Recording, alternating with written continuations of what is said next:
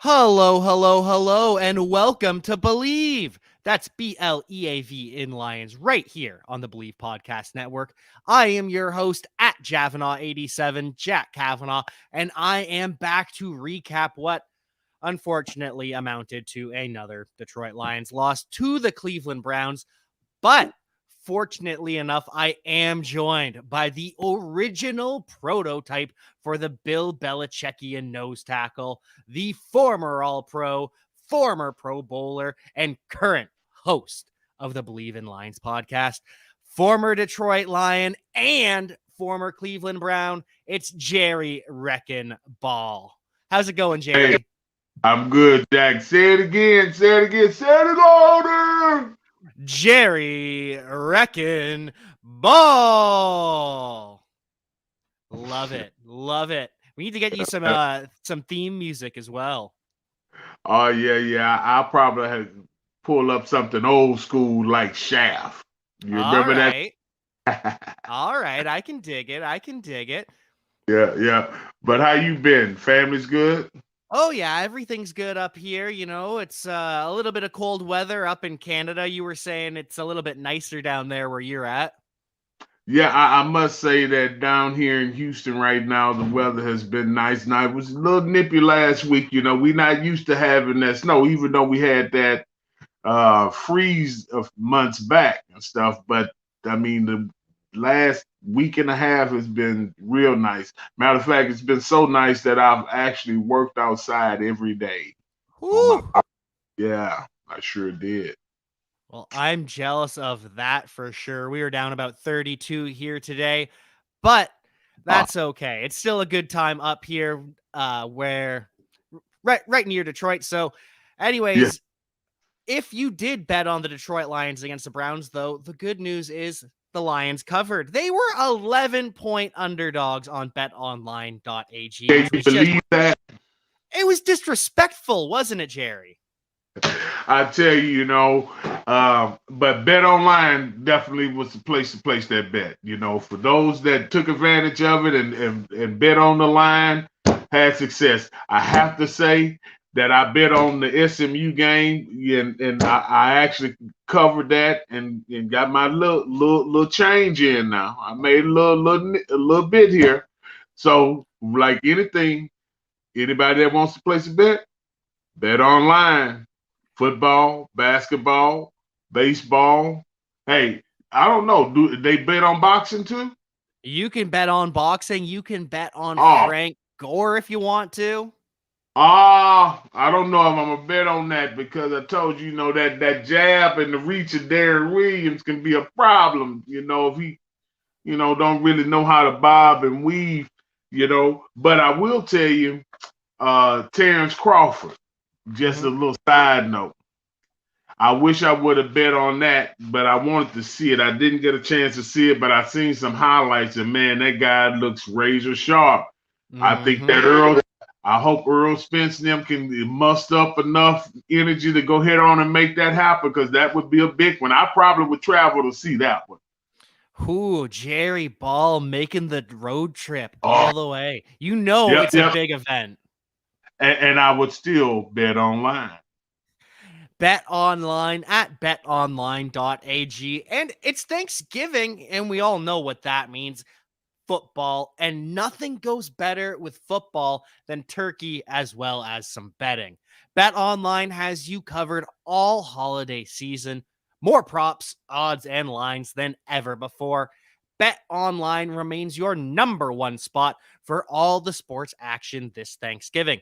So head to our new updated desktop or mobile website and sign up today to receive your 50% welcome bonus with promo code Bleav. That's Bleav to receive your bonus. And it's not just football either.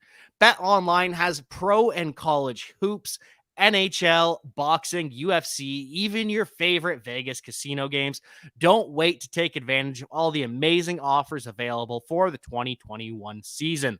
Bet Online is the fastest and easiest way to bet all your favorite sports. Bet Online, where the game starts. And when this game started, it was not Tim Boyle under center. it was Tim Boyle under center with Jared Goff out with an oblique injury. How'd you think Tim Boyle performed in his first game as the Lions quarterback? Well, again, when you're the very first podcast we had, the one thing that I said about the Lions is that for them to make improvement, it wouldn't be hard to move the peg, meaning that they've been playing at such a level that any little improvement would move the peg. Tim didn't give that. He didn't move the peg. So I'm not gonna throw him out with the bathwater, but I will tell you, I would rather Jared hurry up and get back. Just so that we have, the best chance. I don't think he gave the team the best chance. Now, again, the game wasn't a runaway game, okay? But, we didn't score when we needed to. And the reality is that, I will say this for the defense and confidence. And any fan that's looking at the Lions now, look at how many points that they're giving, because typically if you hold a team really under 14, 15 points, you're supposed to win the game. Statistically, you will win the game in the NFL because it's that 17 to 21 points that you try to get to, because that's where the average win is. But, he just didn't move the needle. He didn't move the peg. No, he really didn't. And the first two plays were great. It gave me a lot of hope. And Dan Campbell does continue to call the plays. He says that he likes being in the quarterback's ear, so he's going to continue that for the foreseeable future.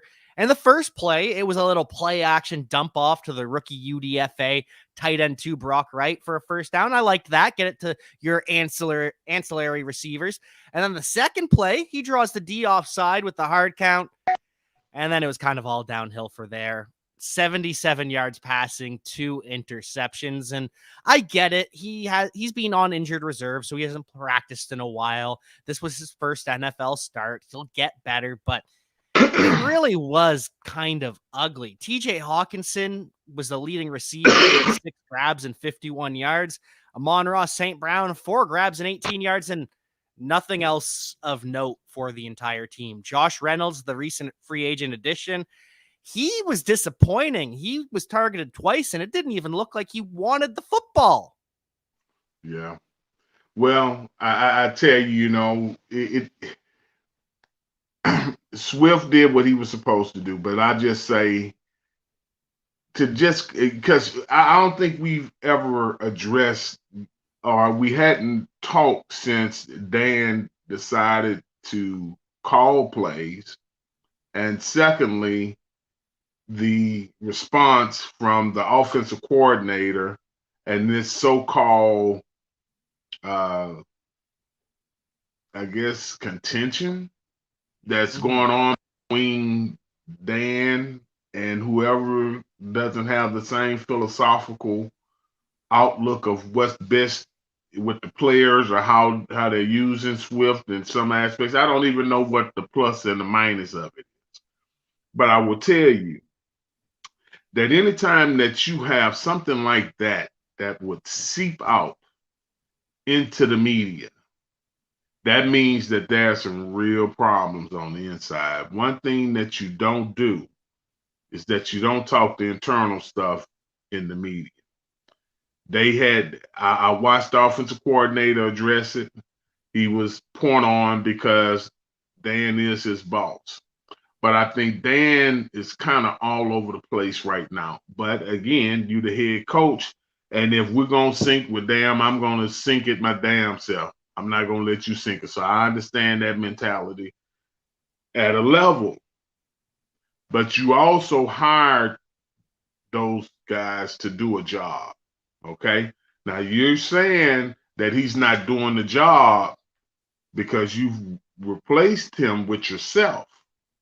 Now, I remember when I was playing in Cleveland that first year, I told the Bernie Kosar story. The biggest thing that really was the driving thing behind that whole issue was that Bill Belichick had actually been called out by the media about him deciding to call offensive plays. Now they give him being a defensive guru, but now you over here calling offensive plays, right?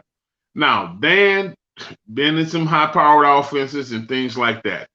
But the decisions that the offensive coordinator has to make in the process of a game, he's looking and talking to the other coaches at the same time to get an understanding what's going on with the line. If the offensive line coach can talk to the offensive guard and see if they can handle running inside. Okay, that occurs in that earphone. Dan is not going to be able to coordinate the offense. Now, one thing that he said is he likes being in the quarterback ear. Why? What is it you need to say to him? Okay, you need to call the plays. You're sending in the plays. You're giving them encouragement. But you and the quarterback being able to talk. That's if you're an offensive guru and you was a coordinator and that's how you started this team this year, I could see that. But right now, I would be dealing with my coaches a little different, and I would still be delegating and putting the onus on them to do the job. Now, if the offensive coordinator and I don't see eye to eye, then I'm going to make another adjustment where, okay, who believes in this philosophy? So that means that if the coaches don't believe in the philosophy and there's contention, how are you going to get the players to buy into your program? How? Okay, because you're asking them to believe what you're saying, Dan, that by what Dan is doing, he don't see it, but unintentionally, he's sending the wrong message that, hey, I don't like what we're doing, so I'm going to change it by changing that gentleman's role and responsibility, and I'm going to step into that role. So if the defense play bad, you're going to go over there and be the defense coordinator now? So you get what I'm saying? The special teams, give up 2 punt returns. You're going to go over here now. You're going to be the special team coach. Yeah. But anyway, but I just think he's sending the wrong message because it would be very hard for me. And then the internal politics. The players are working with that coach every day. That's who he's in the meeting room. He's not in there with the head coach. The head coach might stick his head in a meeting room if he wants to address something, but those position coaches are managing those meeting rooms themselves. So who you think the players become closer to?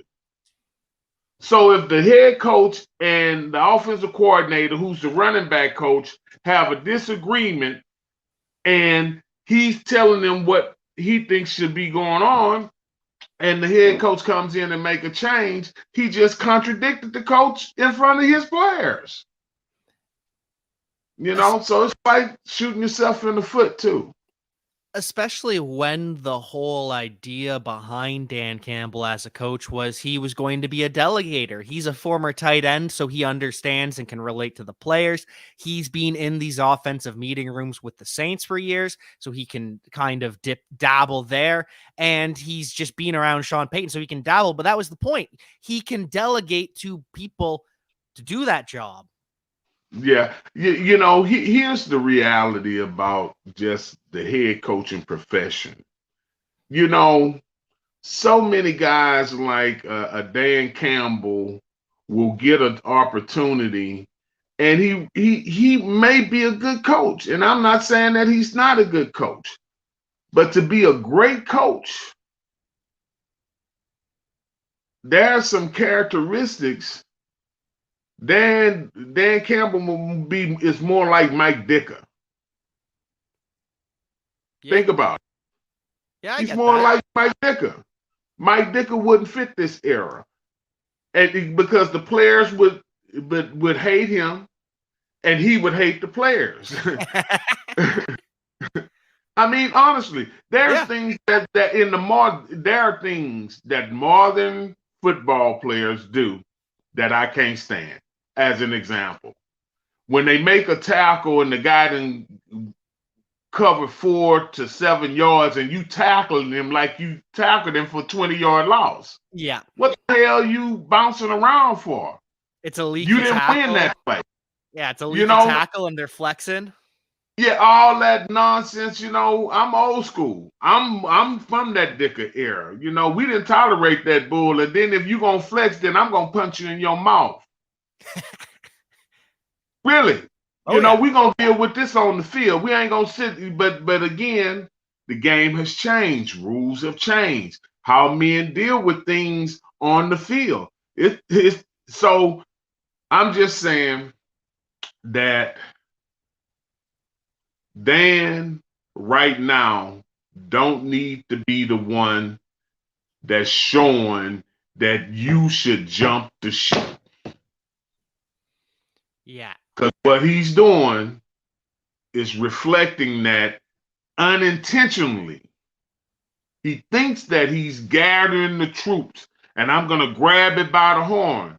But actually, you just stepped on that guy, and the players that like him just watched how you handled him. They're human.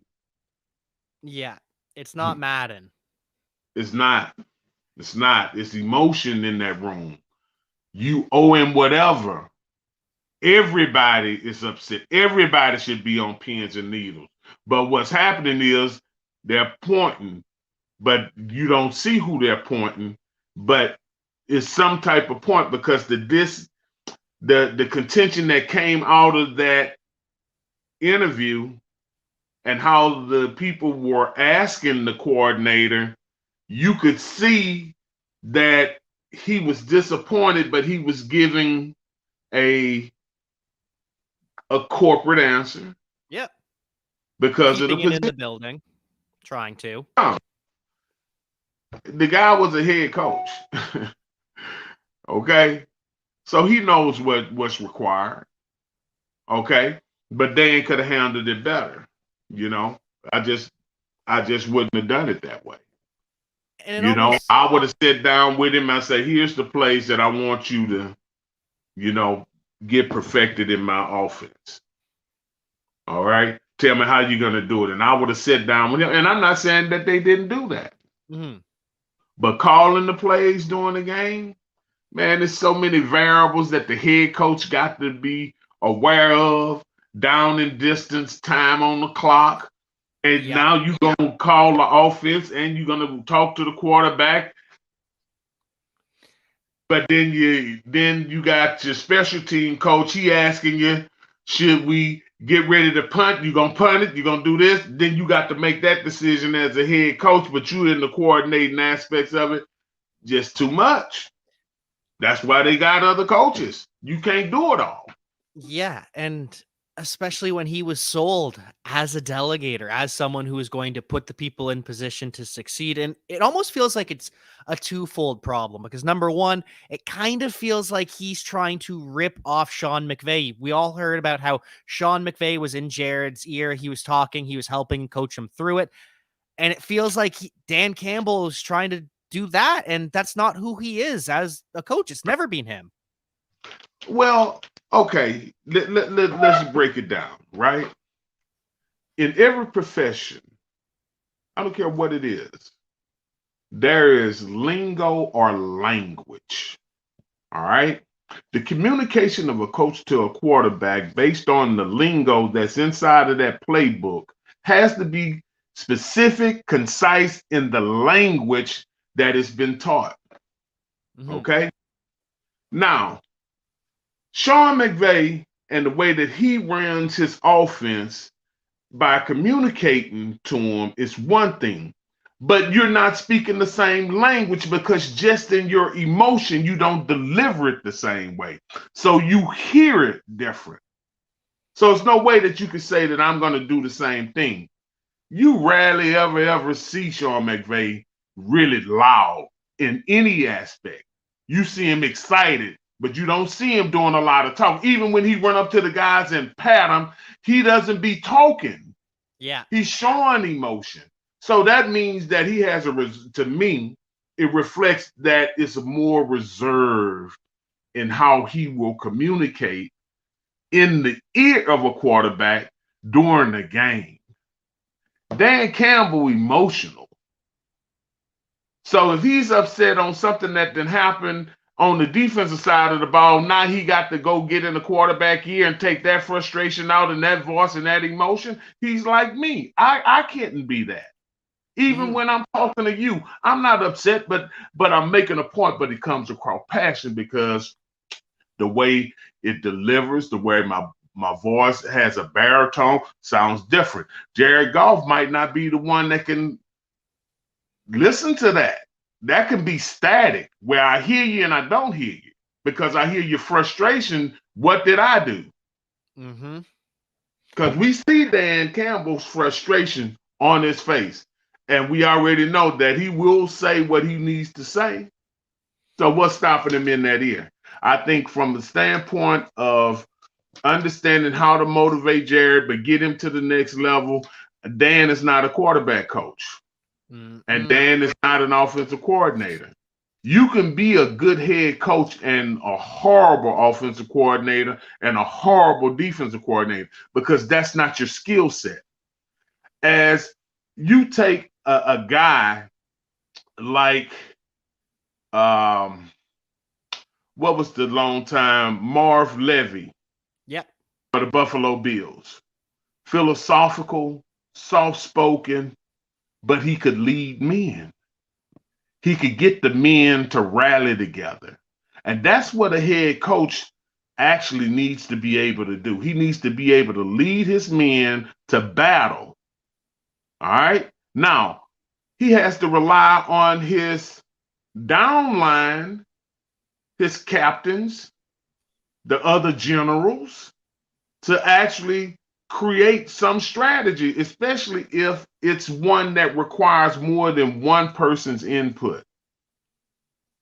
And right now, I just think he needs to really kind of settle down Yeah. because you're rattled and it makes your team now look rattled. Now everybody has all these questions.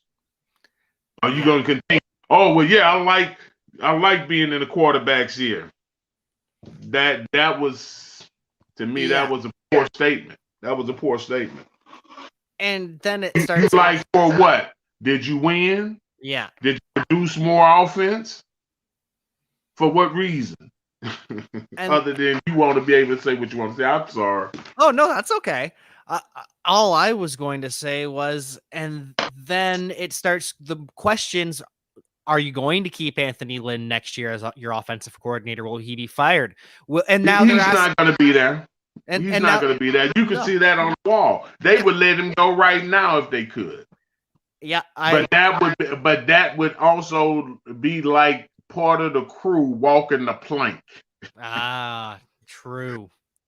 You know what I Yeah. mean? You can't make that move right now.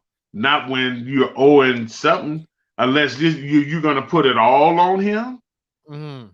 No, you can't. No, it has to start with the head coach. Yeah. And If the then head coach ain't willing to cut his hand off, he don't need to fire now one of those coaches because it's his leadership, it's his job. And if they was going to fire anyone, if that becomes an issue, he needs to volunteer to be fired himself. Because here's the fact of it, Jack, and anybody listening to this. If you owe him anything, that means that any one of us could have done that job. Yep. Think about it. Don't take much qualification to go owe in anything. I could lose an NFL game. Okay, so if you on 16 or on 17, shit, I got good reason to fire you. I'm not even gonna try next year. I'm not gonna give you 3 years. I'm not gonna give that to you.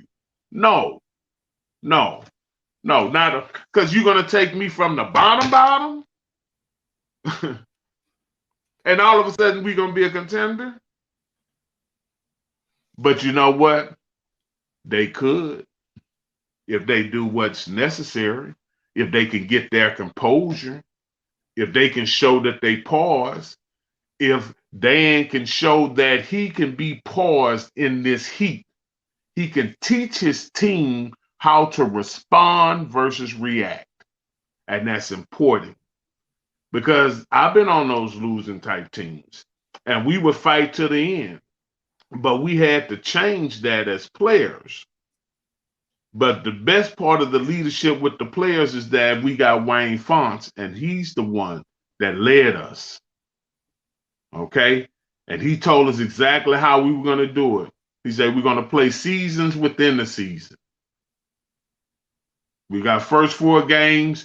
This is what I feel. If bare minimum, if we 2-2, we on track. He said the next 4, we need to be 3-1. All right, that put us right there, 5-3. And then in November and December, we need to be the best football team in the league. And in November and December, we were. We can compete with anybody. If you check Wayne Font's record in November and December, that's when he won most, when it was time to get it ready to go to playoffs. Now, again, that's a guy that's leading the team that actually gave vision of how we're going to do it, gave a goal. This is what we're trying to achieve. And we're going to play seasons within the seasons, one play at a time. And it got down to these type of specifics, whereas it would be said that we're going to play one play at a time. If they score a touchdown, we go to the next play. If we score a touchdown, we go to the next play. Now, after we play every play one at a time and we win, we want to make sure that we won more plays than they did. So we need to focus on that one play. And every man has his own individual battle. It's 11 individual battles, one team. Chris Spielman got that knowledge. Okay, yes, so I understand what he's pulling for, but right now they got to show more poise. More, you know, more poise is definitely the right way to put it, because as we were talking, the offensive coordinator is probably gone now. Deuce Staley, the running back, he's facing questions. Would you ever want to call plays? And why? Why do we need these questions around the team right now? Man, listen, and even if, but you see, the thing is this: when you have a guy like Deuce on a team, one, you really have this modern athlete, because he understands it, because Deuce was after me, right? So he's part of that transition to where it is now. So he can communicate in that way. Okay. Now, when they're asking him, do you want to call plays? They lobbing that in there to definitely throw a grenade in the house. Yep. But as a coach, that is a position coach, they want to be coordinators because that's how they become head coaches. All right. That's just more of the direct path to being a head coach. So if he say he don't want to call plays, then that could be saying to the whole football world, I don't want to be a coordinator. So he has to answer it the way that he answered, because I did hear that question and I heard his response, which was, again, appropriate for he being who he is as a coach under Campbell. Yeah. Now, does Will Campbell trust him? I really want to know they talked about Swift as being one of the things that they're battling back and forth on how they're using it. Okay, I want to know what the tiff is, because Swift, to me, like I've said from day one, he's the rhythm of the offense. Yes, he is. He's the rhythm of the offense. And that's who they really should be building around while Jared is struggling. Really. and Yeah. that's getting him the ball, handing it to him. Marshall Falk, I'm telling you, get him out in space, make the linebacker have to try to tackle him open field. And the greatest thing about Swift is that he always makes the first man miss. He does. He do that. Just look at the stats. 14 carries, 136 yards. That's almost 10 yards a carry from DeAndre Swift, including a career-long 56-yard touchdown run. No Just doubt. phenomenal. He's the first Lions running back to have back-to-back 100-yard games in 17 years. The last one to do it, Kevin Jones in 2004. So I've got to know. Wow. Yeah, it's been that long. How disappointing is that? Wow, man. That's a long time. Yup. A disappointingly long time. Hell, I retired in 2000. 2004, the last time the Lions had a back-to-back that Wow. 100-yard rusher. That's surprising. It is. And so with that in mind, does DeAndre Swift earn another spritz of King from Jerry's Fragrance collection? Well, I have to tell you that, what he earned was this one fragrance, and it's by this company called Killian. And like I told you, there's designer and then there's niche. And this is one of those that you're going to go into the high end stores and find, but it's called Straight to Heaven. Whew. And it's Killian. All right. Now, Swift is a guy that came straight from heaven because he's the sweetest thing right now that the Lions have in their locker room. Everything else is like a sour, well, what they call those a sour jar breaker. And Swift is like one of those pecan clusters and stuff. Whereas tasty and give you everything that you could ever want from a running back. That's a fact. Straight to heaven for DeAndre Swift, the running back who is straight from heaven. And for me, it has to be him who earns the PB&J play of the No day doubt. on that No doubt. 56-yard scamper. That was just chef's kiss beautiful. Exactly. And then is he also Jerry's baller of the weekend? Because I'm not sure who else is getting that award. Well, you know what? I'm going to give it to Taylor Decker. Okay, I like that. I like it. Because, since he's been back, they have been able to rely on the run more. It might be Dan calling the plays. But column A, column B, But I do like that he's back, and he's brought a little bit more stability to the run game for sure. Stability and some attitude to go with it. And Myles Garrett, one of the best edge defenders, pass rushers in the game. He had 2 QB hits, but he didn't have a sack, only 1 tackle for loss and 3 total tackles. That's not the game you expect from Myles Garrett. Were you surprised by that? And what are your thoughts on the baller in Cleveland? Well, you see, here's the thing, as a pass rusher, you definitely want to keep him off of him. So they did a good job. 2 hits is not a bad day. Mm-hmm. But at the same time, it's all about scheme, are they using 2 men to block? And, sometimes it's not the stats that reflect whether or not a person is having an effect on the game. It's what a team is having to do to stop him from disrupting the offense. So, it was a solid performance by the offensive line. They got it done in that area, I would say. That's how I felt coming out of it too. And then it got me thinking, we have these 2 bookend tackles in Decker and Sewell, and that's kind of how they built the New Orleans offense with Teron Armstead and Ryan Ramczyk, arguably the best tackle duo in the NFL.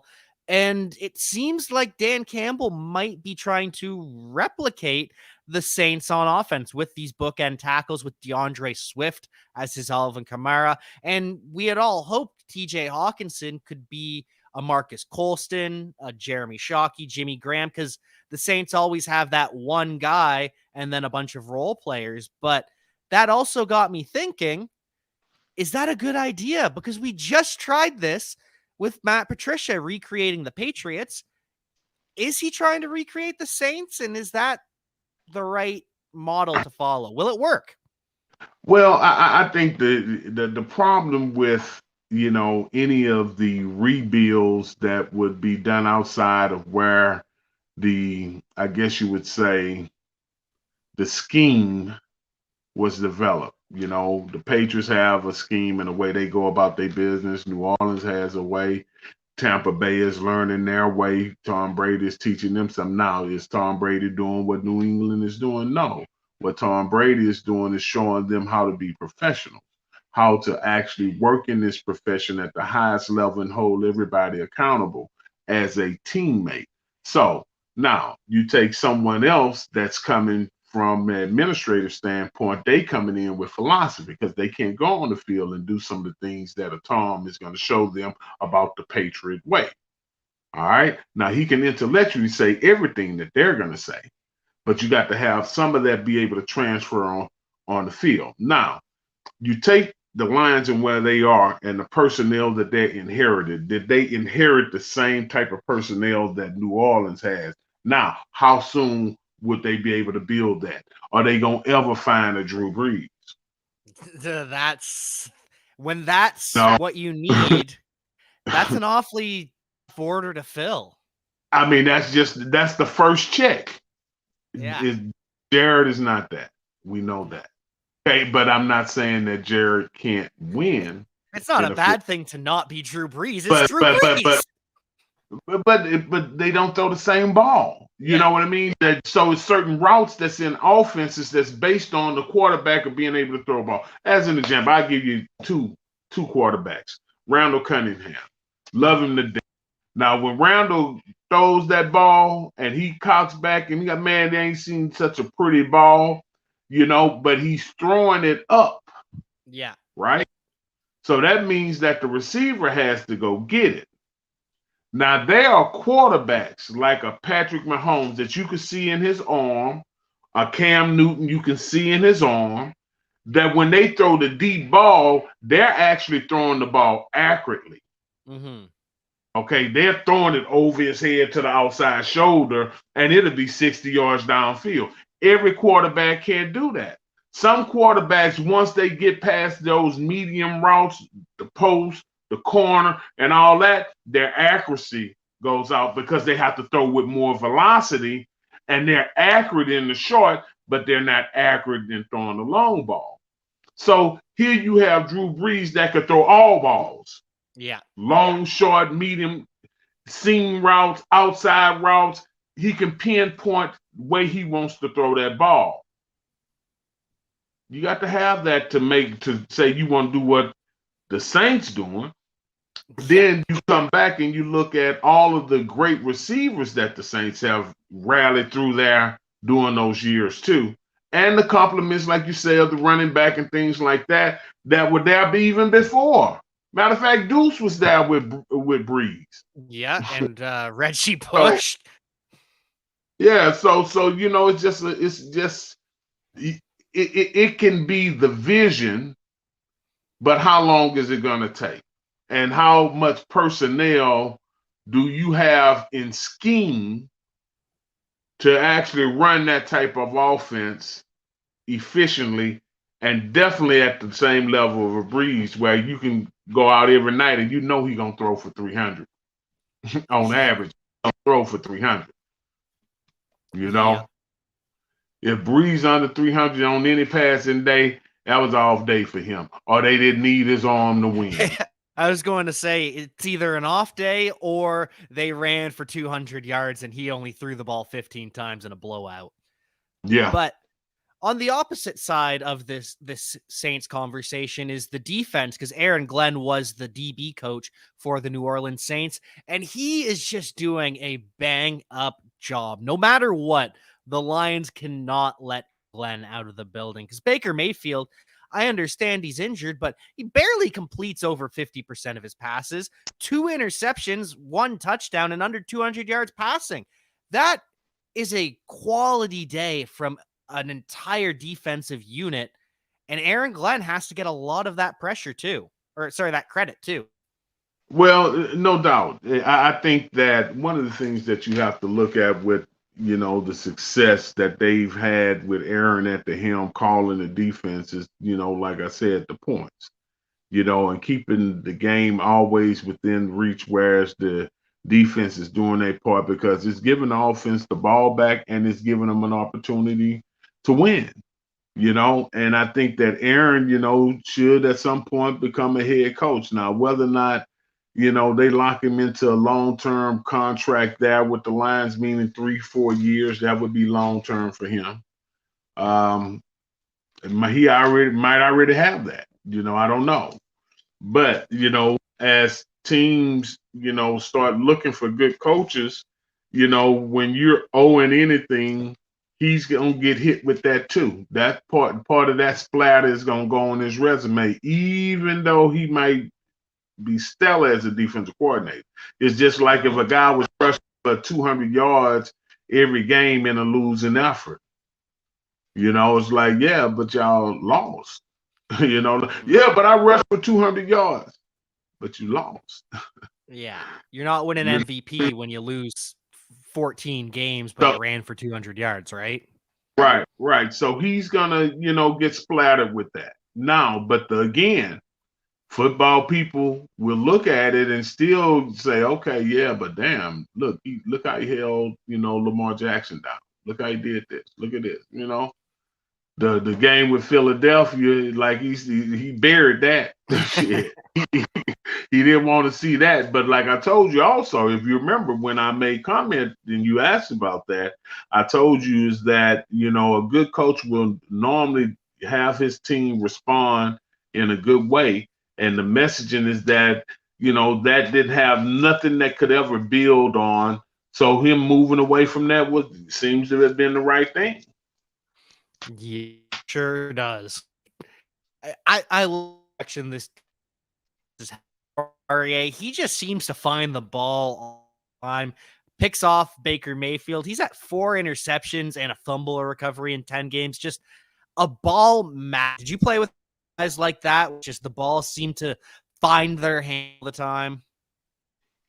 Well, yeah, there are some guys that just have the right place, right time effect and stuff. You could call them luck, or you just can say, hey, guy was just, where he was supposed to be. I would say Eric Turner, before he passed with Cleveland, was a safety that was always there. There was also another gentleman by the name, Orlando Thomas. He passed as well, and both of those guys was big time playmaker, free safeties and stuff. And a lot of times when you're looking in those third and long situations, it's those safeties that's going to come up and make the play, unless you got a stellar cornerback. But it's really those safeties that's going to do the breaking up, especially when it comes to the seams in the middle of the field. And when you got a guy like Benny Blades back there where he's laying the wood, plopping that ball up in the air. Oh, man, what you know about laying that wood? What you know about laying that wood? Oh. Now you see, I got to be careful about saying that because laying that wood means something else out here. Oh, God, I'm sorry about that. For me, it means giving a shoulder pop, big hit is what I'm saying. Well, look, listen, there are a couple sayings that we would actually say that was, a little vulgar and stuff. When we talk about hitting guys, we'll say, knock they in the dirt, Well, and that kind of, that was a topic of conversation because the left guard, Jonah Jackson, apparently he said something during the commercial break and the ref threw a flag because of what he said to another player. Lots of flags in this game, and kind of 2-part question for you. what are some of the crazier things you have heard? And do you have to Oh, prepare for certain refs? oh man, let me tell you something. Okay, I'm gonna give you two players, and actually, I should be putting this here out there, but I'm gonna put it out here for us. All All right. right, all right. So I'm playing with the Raiders, and I think we were in LA at that time, and there was number one draft pick in the draft. His name was Andre Bruce of the Falcons. But Andre actually was drafted by the Falcons, but now he's playing with the Raiders. Okay. So we go back to Atlanta to play the Falcons in Atlanta. And so the guy that he's playing against, Andre just so happened to know his lady. Okay. And he Okay. started telling the guy the tattoos and all that. This guy literally took his helmet off in the NFL game and he threw it at him. Yeah, All that's right. that the Yeah. ejection, I assume. All right. So just imagine what he's saying to this guy about his lady. And it's really his wife, but I don't want to, but Yeah. anyway, we don't know if it's true or not, but both they all live in Atlanta. Andre lived in Atlanta, was on the team, and Yeah. so it's like that type of thing going on. So he's getting the guy out of his head. Now, the number one person that would do that is John Randall. Hall Oh, of I Famer bet. John Randall. Man, let me tell you what Johnny would do. So during the week, Johnny would actually look at the rosters and find all the defensive linemen and the people that he was going to go in front of in terms of lining up.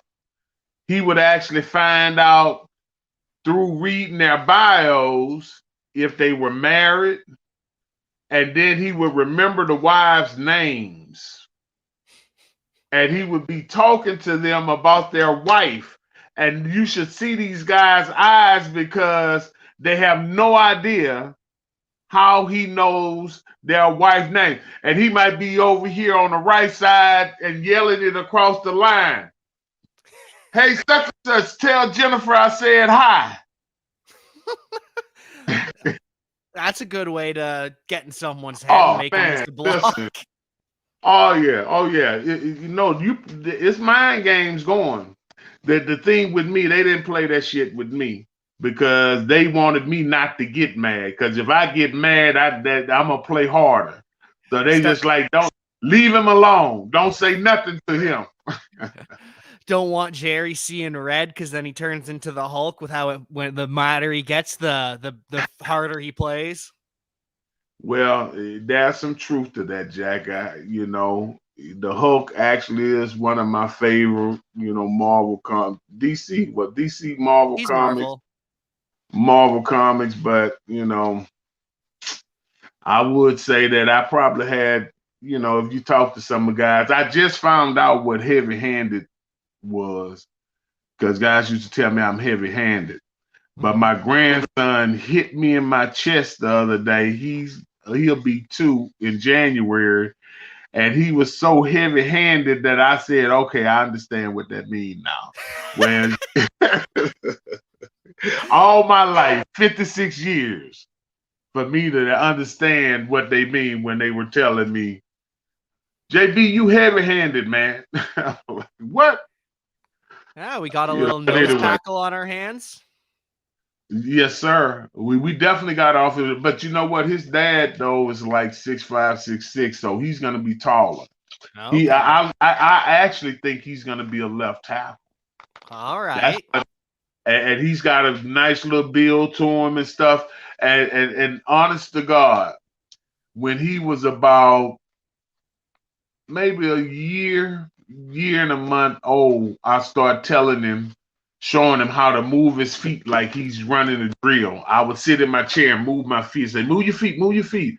And now that's a drill. So now when he sees me, he comes up to me and he start moving his feet because I was like, yeah, I'm getting you ready. And now we know he's already got heavy punch that you need at that left tackle. Maybe we get another ball playing for the Detroit Lions, this time on the offense.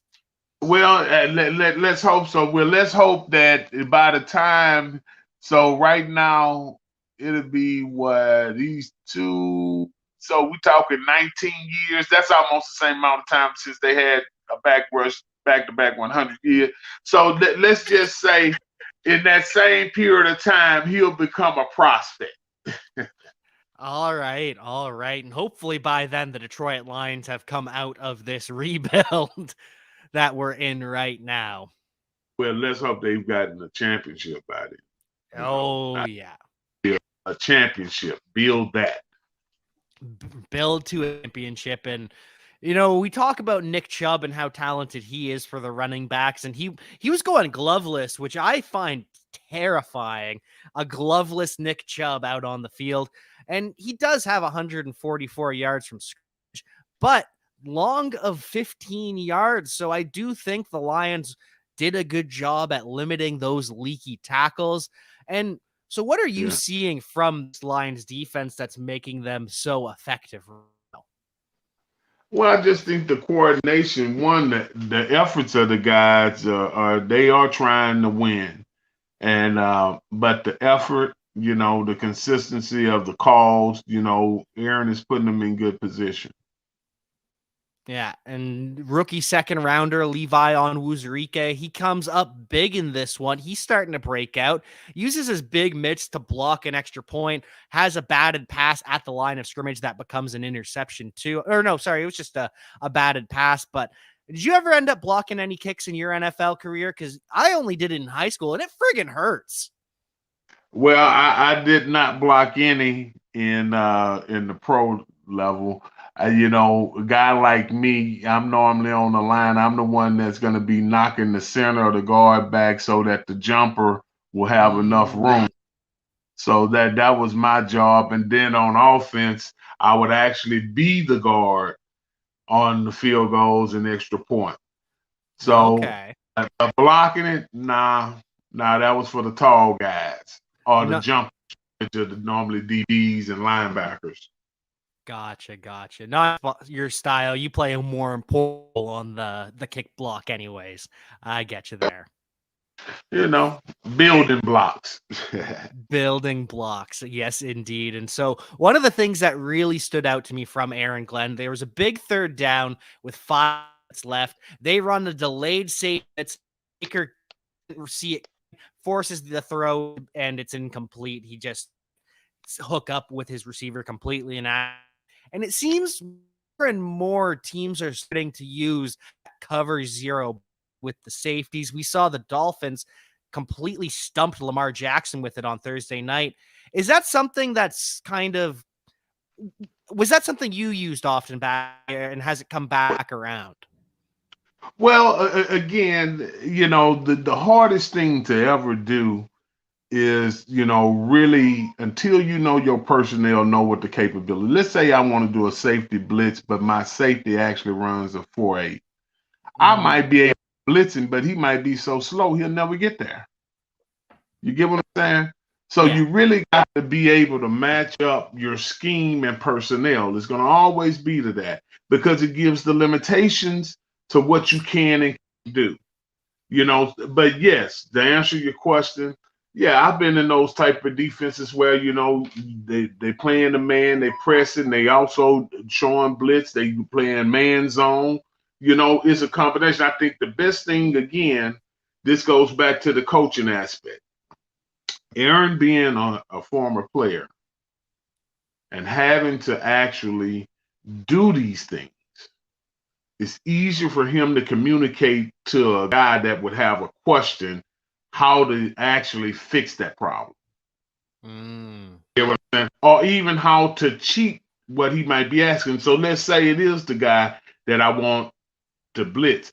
Aaron might say, hey, I don't want you leaving from 4 or 5 yards off the line of scrimmage. I need you up in the gap. Why? Because those 2 to 3 yards is a hand in his face, even if mm. you get there. But if you 3 yards away, he can throw it over your hand. But if you make cut, so it's just those little things. A lot of things, geometry has a lot to do with football in coverages. So you guys you youngsters, study geometry because you'll learn angles. The game of football and technique is based on angles. Yep. All right. So the things that a coach is doing is putting a player in a position where the angle to the ball, the angle to the man, or whatever it is that his responsibility is, he understands the most efficient route. All right. So those are the things that Aaron Glenn can show as a former player that may be a coach that understands the scheme, but he doesn't really understand the motion. He doesn't understand that, okay, well, I can't expect him to drop 5 yards and then come up 8 yards. You get what I'm saying? I Yeah. might be asking too much. Some coaches get heavy with the pen like an architect with a house. Just draft. I want Yeah. you to do this and do this and do this and this. But damn, coach, he's gonna get rid of the ball in 4 seconds. That's gonna take me about 7 seconds. you know. So sometimes you got to simplify it. Like Lombardi would say, Yeah. seal in the alley. It's Yeah. and when you've lived that both as a player and as a coach, you can communicate that a little bit better. So again, just excited about what we're seeing from Aaron Glenn. It's almost Yeah. like he understands this Or defense. he should be the head coach. Go ahead. Ah, I said it first. I I said didn't it first. I I didn't want said to it say first. it. I didn't want to say it. I Listen, was hey, waiting till but you well, did. look here. Check this out. When you go to the Lions' most recent success as a team consistently, what years will you go to? I would go to well, the The real 90s. success, the 90s. We have that sprinkle with Stafford, but no, it's the 90s. It's the 90s. Wayne Fonts was that coach. Before Wayne Fonts became the head coach of the Detroit Lions, he was what? The defensive coordinator. Mhm. Okay?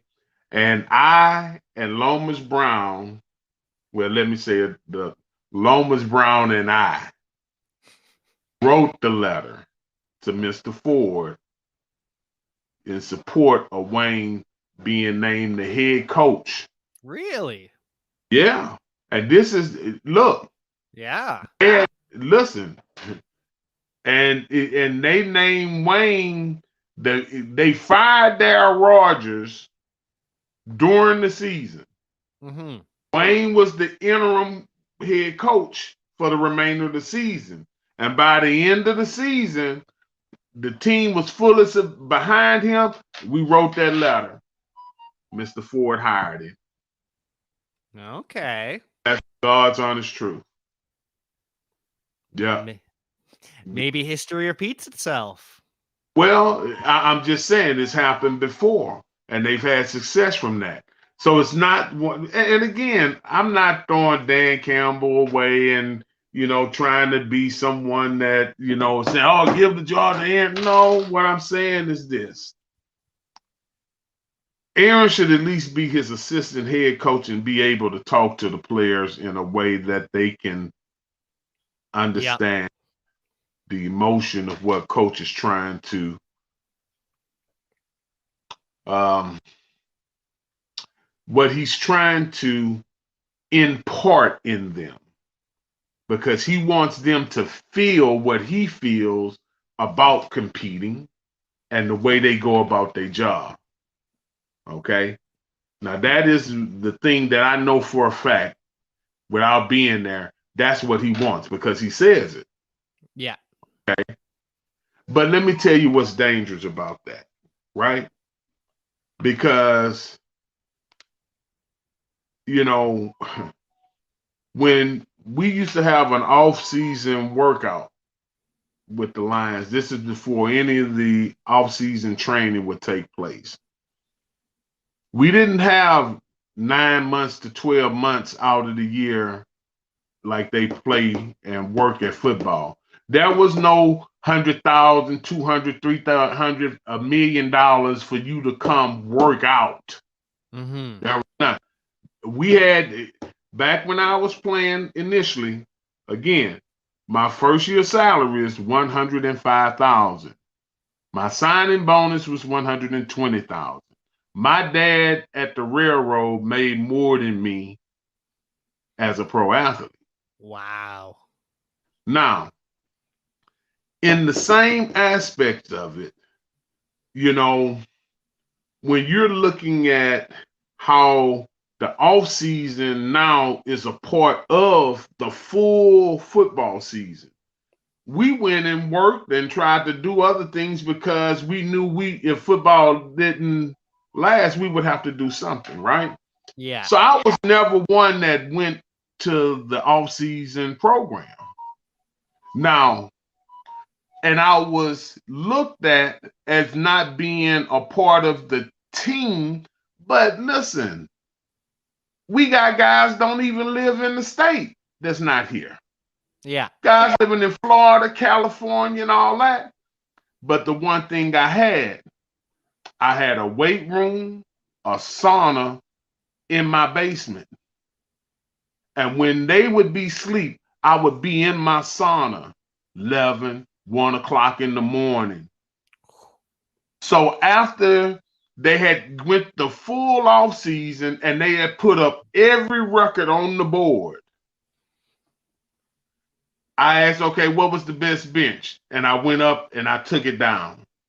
What I was it? did What was better your bench? lifting it.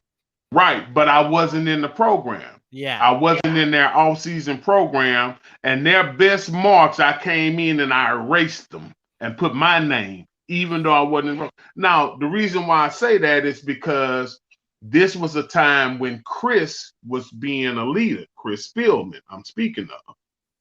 All right. Chris wanted guys to do that, but Chris was a weightlifter. We're runners. We run Yeah. and we lift. Okay. But running and agility is our strength. Okay. So when we're going there to work out, we're going to work out for strength, but we're not eating iron like Chris was eating iron. Okay. Okay. All right. Now, here's my point about it. So when you have a guy that thinks his way is the way that it should be, and then you have other people that go about their way just as professional as you, but they got a different approach. Yeah. You got to be able to bring that together. Mm-hmm. Differences in approaches, differences in philosophy. And guess what? Chris' job did not depend on anyone else but me. Yep. My job was to keep them off of him so he could go make the tackles. So if he and I, then it's going to kind of make the defense disjointed. Yeah. So we got together even though we had differences of approach. Yeah. All right. Now, Dan is like Chris, Aaron is like me. But they have to be able to transfer that knowledge now to the players so that they can have a little bit of both. Yeah. They I got like to that. have a little bit of both. It's not one way or the other. A little bit of both. I think Aaron should be assistant head coach. That's a long reason why I gave a qualifying of what I think would make that organization better. Dan, the head coach, Aaron, assistant head coach, but Dan gives him enough voice that you can take those two different cultures and Yeah. blend into their way of winning. That's how they're going to win a championship if they can do that. You And can. that's where Chris and I didn't have enough humility to do that. And we both were equally wrong. Just telling the truth. Oh, it's nice that you can admit that now, and you can look Yeah, back and you can see where you could have been different. And I think when yeah. it comes to Campbell and Aaron Glenn, it could be Dan has the big picture, but he is having trouble conveying that message. Aaron takes a lot more role in that, and Well, and if you listen to Aaron speak, any question that they've asked Aaron Glenn, he's been dead on point. He don't equivocate his answers. Whereas he's giving you a qualifying answer because of the simple fact that he's thought about this even before you answered it, or not answered before you asked. So that's why he can respond to things better. Dan has a different thing he has to respond to as the head coach because he's responsible for everything. So he got to answer for everything. He even has to answer for what the owner is doing. He has mm-hmm. to answer for the moves the GM's going to make because they're not going to have direct access to the GM and the owner. Dan is going to be the one. Well, you guys made a move and traded for such and such, and he's going to say, well, me and such, we got together and we did this, and then we had conversations, went to the owner. He's speaking for him. Yeah. So there's a role. He just got to go on and settle into it for real. you know. Yeah. But that's my take. Well, and hopefully this Jerry and Chris, this Aaron and Dan can come together and we can build something special going forward. And it starts with Thanksgiving. We've got the Thanksgiving game for the Lions on Oh, Thursday. It's going to be a big one. I've got to know, what's it like as a player for Thanksgiving in Detroit? oh man, listen, let me tell you something. Now, I'll tell you the one thing I didn't like about being the Lions playing on Thanksgiving. All right. Well, it's two things. Okay. One, I couldn't sit back and eat and watch football. I had to play. That's the first thing. But the second thing is that I never liked the fact that well, let me make sure I say this right. My teammates and I put our heart on the field. But when Thanksgiving came around, it was like the whole team had more energy and more drive. And I always wanted us to have that drive every week. Now, for me, I had to fight two guys every game. So At least two, if not so three. sometimes three. And I mean, for 13 years, I did that. So every time I went on the field, I couldn't go out there bullshitting. I didn't have no day off because every game I'm facing two men, 300 plus pounds. All right. And they're pounding on me. So my mind and mentality is that I got to get myself right. I got to prepare myself. I got to always be on my game. But sometimes guys that, be casual and then Thanksgiving come, they get excited because they know everybody's watching. But that's about TV. Now, we got rid of a lot of those guys before I left. But this is how we started when we're 3-13, 4-12. This is the type of, you know, Mentality. that was already there. It was Mm. already okay. Forgive me, guys. I'm just telling the truth. But that was the only thing I didn't really care for. Now, I'll give you one trivia thing too. I was the first player to receive the turkey from John Madden on Thanksgiving, Whew! and I was the player that received the most. It was myself, then Nate Newton. But I How received more turkeys than anybody, and I received the first. how many turkeys did Jerry Ball end up getting in his Lions Thanksgiving Four, career? Four four, turkeys. four. Whew! Yeah, That yeah. We didn't eat the turkey. Now y'all know that it was a real turkey, but we don't. They don't give that to us. Some people like JB. Is that turkey good? I'm like, you think we ate that? Nah, man. No, not even a bite, not even a little sample. No, no, we don't know where that came from. It's been sitting out all day. Don't you know? It's not covered. It's just a prop. That's all it was. But Thanksgiving, it presents some challenges, because of the simple fact that you're playing on Sunday and you got to turn around and play again on Thursday. That means that you might look at the film. I mean, shit. They gonna put it on and get right to the game. It's not gonna be a whole bunch of, reteaching unless it's something that they have to, because they got to get to the next game plan because the game now is in 4 days. Well, really three, because you're gonna travel back on Sunday. You're gonna come in on Monday, and then the game is on Thursday. So you got to get right to the program. So it does put you in a short schedule. Teams that can adjust, typically are the ones that do it more. The Lions have always been able to adjust to that short schedule. Kansas City does it well too. Now the Cowboys as well, because those are the type of games that they end up playing, a lot of Thursday night games. If you really look and see who play those Thursday night games, it's a lot of KC and Cowboy games on Thursday night. Yeah. But long short is a holiday, everyone's watching. I can tell you that, some of my best games were on Thanksgiving. John Madden actually, he blew me up. There's no other way of saying it. He made me a household name for those that follow football.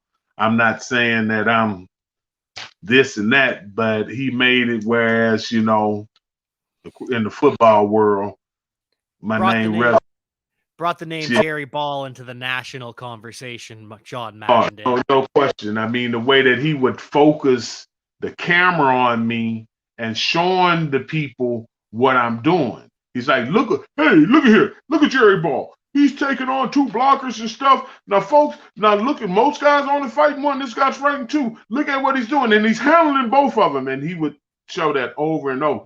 He said, man, look at this guy Ball. And so the way that he did it and the animation, and then whenever Nate Newton and I would be playing against each other, then he would say that's like the collision of buses.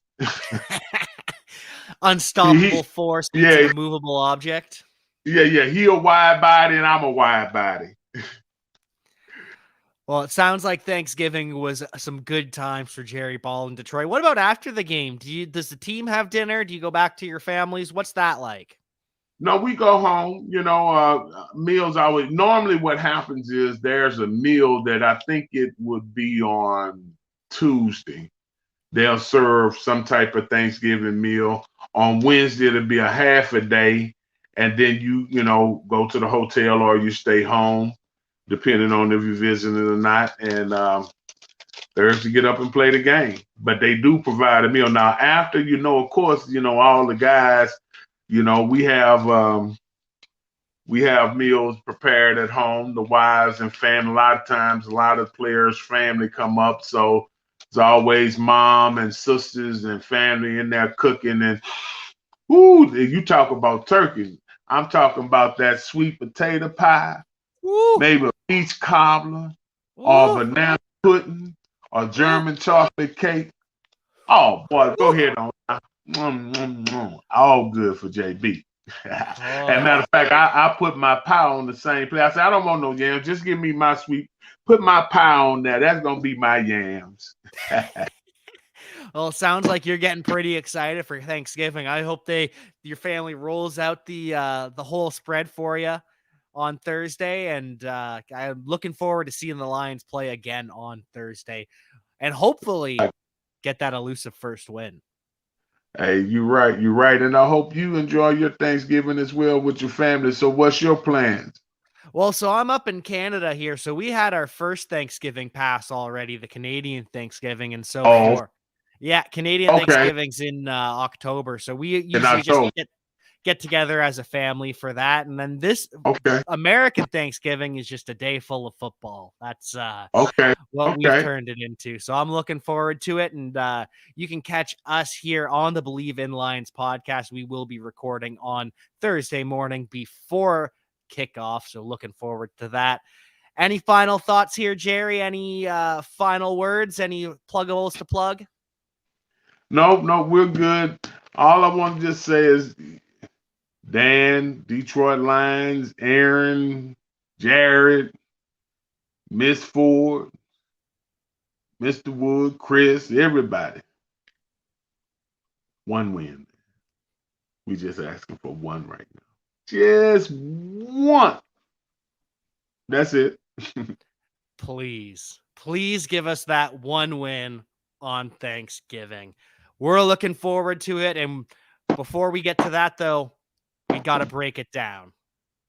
All right. 1, 2, 3. We Bleav. Brought in to the you Lions. brought to you by betonline.ag.